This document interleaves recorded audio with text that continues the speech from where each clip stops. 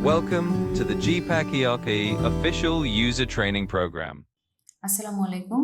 জিপ্যাক standard এডিশনে কিভাবে opening stock create করতে হবে সেই প্রসেসটি দেখিয়ে দিচ্ছি। স্টক মডিউলে গিয়ে ওপেনিং স্টক পেজটি ওপেন করছি।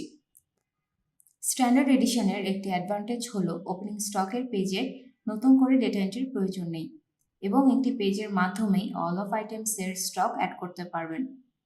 আইটেম মাস্টার সেটআপ পেজে যে আইটেমগুলো ক্রিয়েট করেছিলেন সেগুলোই গ্রিডে শো করবে। গ্রিডে দেখতে পাচ্ছেন 3টি ওয়্যারহাউস অনুযায়ী প্রতিটি আইটেমের স্টক শো করছে।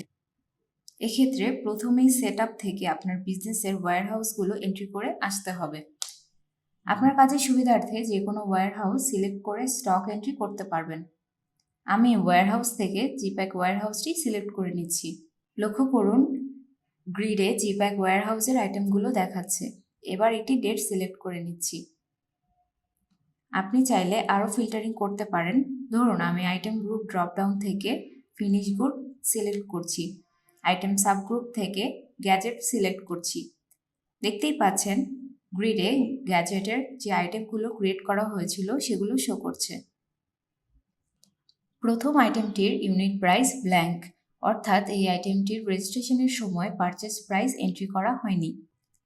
আমি এখন আইটেমটির ইউনিট প্রাইস 3000 এবং কোয়ান্টিটি 12টি অ্যাড করে নিচ্ছি। টোটাল অ্যামাউন্টটি শো করছে। আপনি চাইলে যে কোনো কমেন্টস অ্যাড করে নিতে পারেন। সেভ করলেই ওপেনিং স্টক সেভ হয়ে যাবে। আপনি চাইলে সফটওয়্যারের ডেটা এন্ট্রির পরে এসেও ওপেনিং স্টক এন্ট্রি করতে পারবেন। ধরুন আপনি চাচ্ছেন কিছুদিন পরে এসে ওপেনিং স্টক এন্ট্রি করতে, সেক্ষেত্রে সেম প্রসেসে স্টক মডিউলে গিয়ে ওপেনিং স্টক পেজটি ওপেন করবেন। প্রিভিয়াস স্টকগুলো অলরেডি এখানে রয়েছে। এখন আপনি চাইলে পুনরায় স্টক এন্ট্রি করতে পারবেন।